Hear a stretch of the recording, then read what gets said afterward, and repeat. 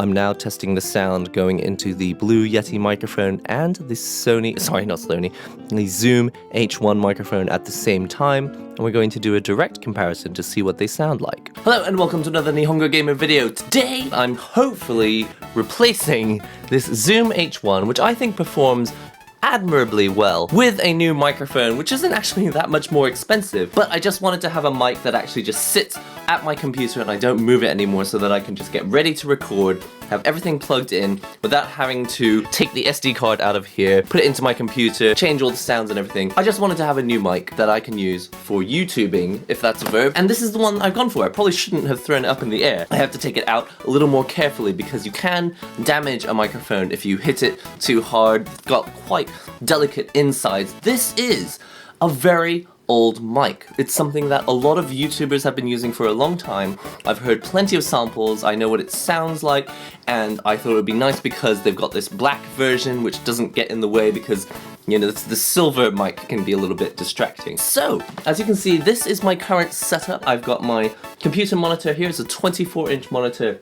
And I've got my Mac plugged into it, I've got my PC plugged into it as well. I really wanted to have a mic set up and always ready to go, and that's why I've also gone for this arm stand and this pop filter. It's a little bit difficult to see, but I've actually got my mic sitting on a chair like so, because I actually don't have a permanent place for it to sit. So first things first, I'm going to open up this mic. It costs something like 16,000 yen, and it came from Amazon in this broken packaging, so hopefully it doesn't mean it's a used product. If you can see here, it's got multiple polar patterns here on the mic, and what's really nice about that is that you'll be able to have a stereo field if you want the sounds from the left and the right to come in, or you can focus on a cardioid position, which is going to only get the voice of the person right in front of the mic. Now, the reason I've actually taken so long to actually buy another— ouch!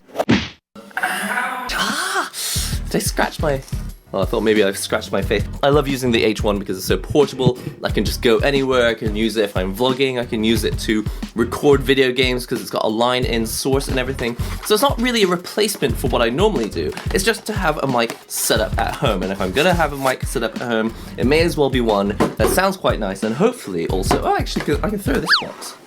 I'm gonna have to be very careful this time to not actually drop it. Ooh! Ooh, that squeak wasn't very nice. This is it. Obviously, it rotates into position. It's usually going to be upright like this, and you speak into this part or this part, depending on which polar pattern you're using. It's not one of those mics where you speak into the front of it. It is actually one of those mics where you speak into the side of it. Here you've got these buttons here where you can change exactly whether it faces you or whether it faces the sides and all that. And I could actually sit it here if I wanted. Obviously, it's massively in the way of my monitor. I'm gonna go straight into finding the box for the microphone stand, which hopefully I can set up somewhere so I can just rotate it into position. Here we go. Super cheap and actually quite small. Ow, ow, ow, ow. So this is actually going to go in here like so. If I loosen this,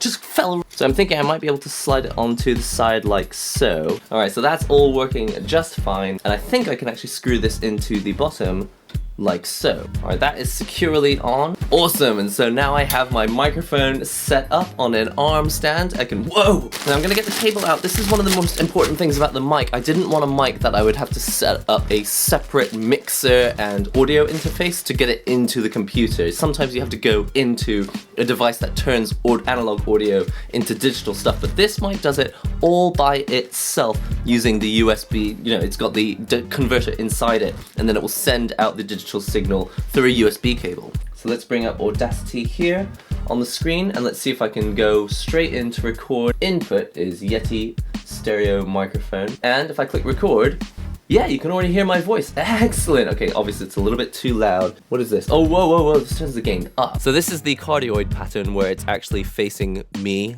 and not facing the stereo field. I have no idea how to turn this down. It is really, really loud. Definitely turning this dial here is making it louder. No, I don't want it to do that. Now, another thing that I haven't tested yet is whether I'm getting pops, because if I go pop, pop, pop, you're gonna get these really loud spikes in the audio when you use syllables like P or B or any sound that suddenly throws air into the mic, because The mic actually picks up subtle vibrations in the air, but large vibrations actually have very little to do with the actual sound. It's just going to push physical air into the mic. I've gone ahead and purchased one of these. What this is actually doing, you can't see it from the side, but there's actually 2 layers of kind of spandexy tights material. And with the 2 bits of air, even if I go puff into here and have all the air bump into it, the layers, or even if you only have a single layer, that will absorb the large sound, the air moving, and it will actually let sound go through. So if I go puff, puff, puff, I can hear it like this, puff, puff, puff, like that. But if I have this in front of my mouth, it goes puff, puff, puff, and a lot of that sound is dampened by this.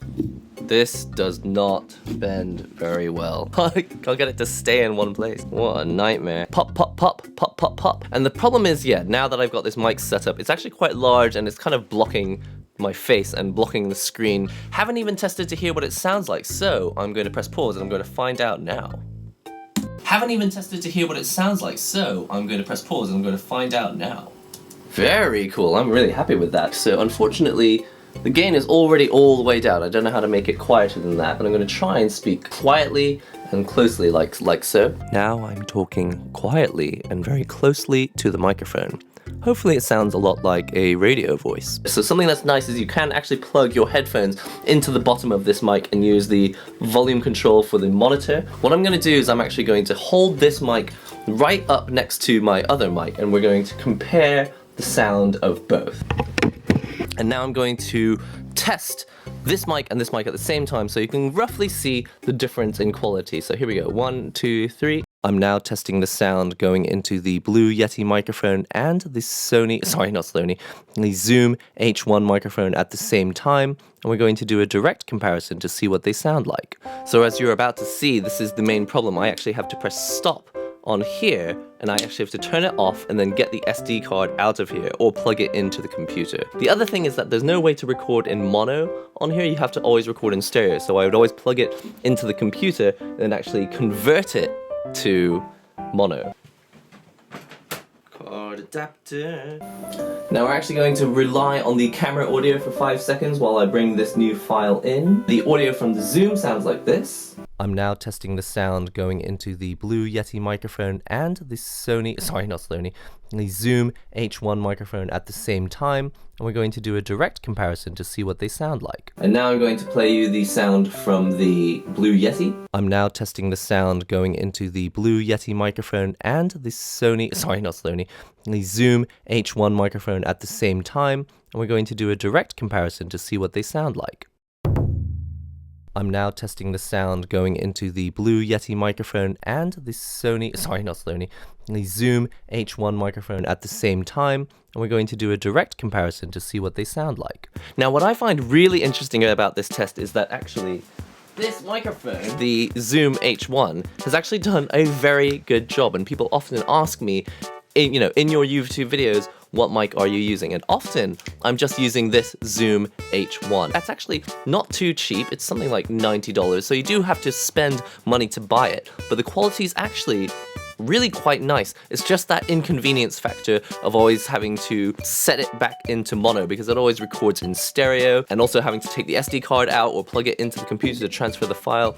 I really just wanted to have something that I could set on a stand, keep out of the way when I'm not using it, and just be there, sitting, ready when I want to do a live stream so that I don't have to always go somewhere else and actually set it all up. So I'm really happy with the way it sounds, but actually, unsurprisingly, not a whole lot different from this mic here. Now, the quality and the size of the diaphragm in the microphone are probably significantly different, but something that I always say to a lot of people when they ask me what mic to use for YouTube videos is that, in fact, you don't need a very good, high-quality, expensive microphone. About 80% of what you sound like in your video has to do with how much curtain and carpeting you have in your room. Also, speaking directly into the microphone at a good distance, with the input gain not set too high or too low. That also makes a massive difference. Being in a room that's square-shaped is obviously going to accentuate certain frequencies in your voice, just depending on the wavelengths that are, the room frequencies of your room. There's a lot of complicated stuff that goes into sound.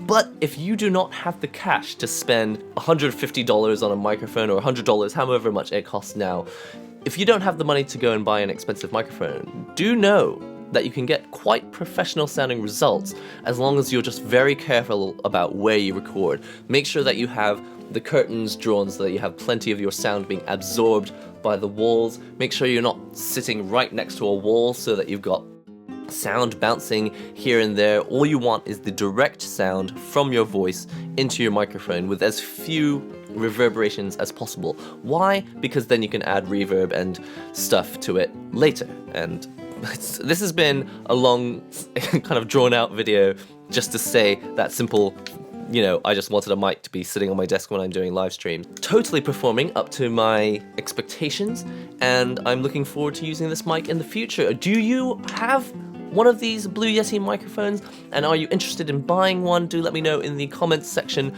below. I am keen to know if you've got any questions about YouTubing as well. I've also planning on maybe doing some videos about what cameras I use, what editing software I use, what microphones I use, what other gear I use. Anyway, I'm going to pick up coffee and finish this video. Hope you've enjoyed this one. Don't forget to comment, subscribe, share links and all that good stuff, and I'll see you in the next NihongoGamer video.